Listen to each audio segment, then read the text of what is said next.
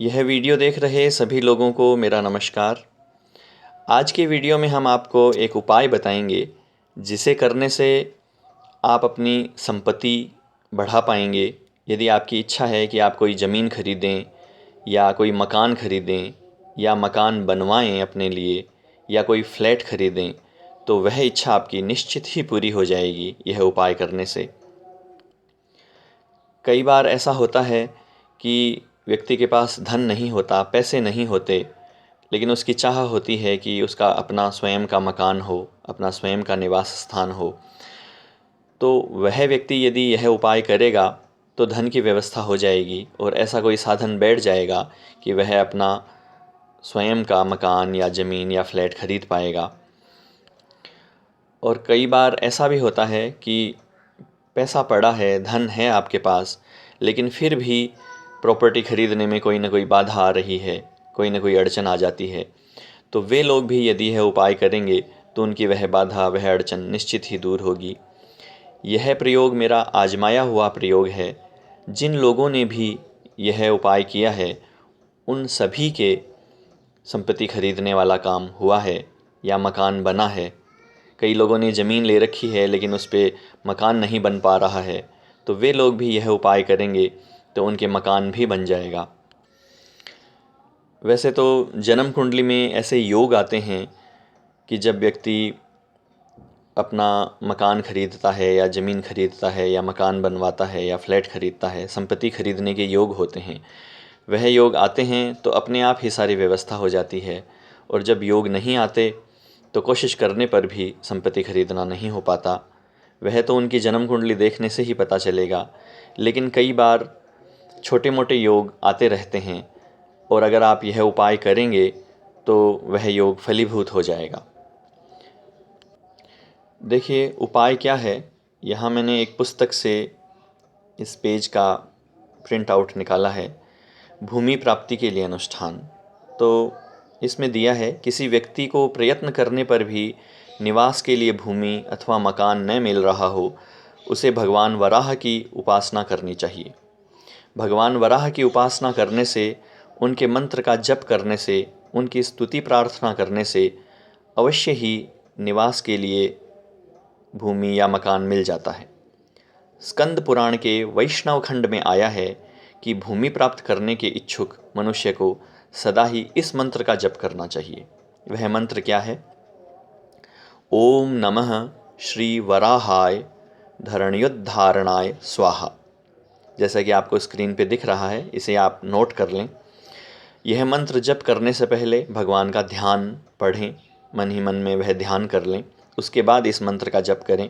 ध्यान क्या है कि भगवान वराह के अंगों की कांति शुद्ध स्फटिक गिरी के समान श्वेत है, खिले हुए लाल कमल दलों के समान उनके सुंदर नेत्र हैं, उनका मुख वराह के समान है पर स्वरूप सौम्य है, उनकी 4 भुजाएं हैं, उनके मस्तक पर किरीट शोभा पाता है और वक्षस्थल पर श्रीवत्स का चिन्ह है, उनके चारों हाथों में चक्र, शंख, अभय मुद्रा और कमल सुशोभित है, उनकी बाईं जांघ पर सागरंबरा पृथ्वी देवी विराजमान हैं।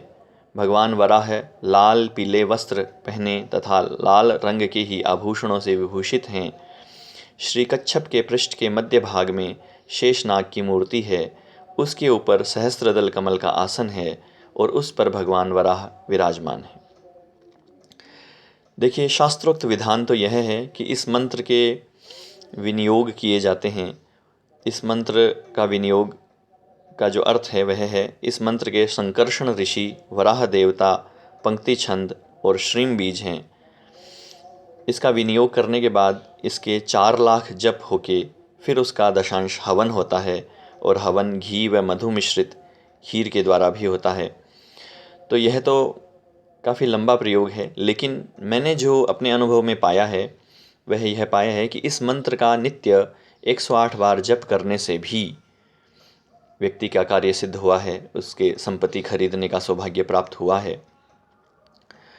मंत्र जप जितना ज़्यादा किया जाएगा, जितने लंबे समय तक किया जाएगा, जितना श्रद्धा विश्वास से किया जाएगा, उतना ही अधिक फल आपको मिलेगा। मंत्रों के लिए ऐसा कहा गया है कि यादृशी भावना यस्य सिद्धिर्भवति तादृशी। जो जैसी भावना से मंत्र का जप करता है उसको वैसा ही फल मिलता है। तो आप पूरा श्रद्धा विश्वास भक्ति रखें, फिर इस मंत्र का जप करें, क्योंकि जितने भी लोगों को मैंने यह मंत्र दिया है, यह उपाय बताया है, और जितने भी लोगों ने यह किया है उन सब का कार्य सिद्ध हुआ है। मंत्र जप करने में ध्यान यह रखें कि जप के समय किसी से बातचीत ना करें, शांतचित्त होकर एकाग्र होकर आसन पर बैठकर इस मंत्र का जप करें। और यदि ज़्यादा संख्या में जप करते हैं तो ज़्यादा जल्दी लाभ होगा, कि जैसे एक माला यानी 108 जप के बजाय यदि आप 3 माला करें तो और अधिक अच्छा है, 5 माला करें तो और अधिक अच्छा है, 7 माला करें तो और अधिक अच्छा है, 11 माला करें तो और अधिक अच्छा है। तो विषम संख्या में ही माला करें, अर्थात 1 या 3 या 5 या 7 या 11 इस ढंग से करें, 2 4 6 इस ढंग से माला नहीं करें।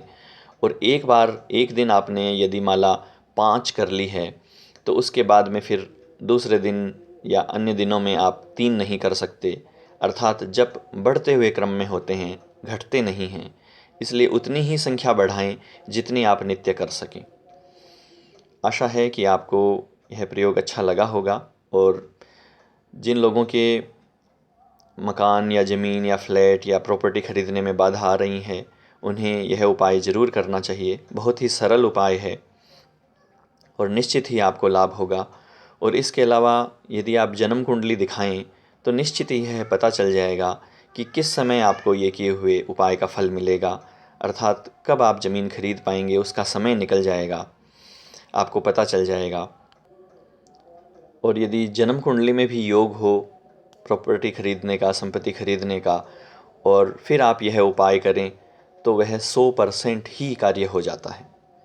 और यदि आप जन्म कुंडली दिखा के इस विषय में पूछना चाहते हैं तो आप मेरे इस एड्रेस पते पर संपर्क कर सकते हैं। मैं आपकी ज़रूर सहायता करूँगा। आज के लिए इतना ही। नमस्कार।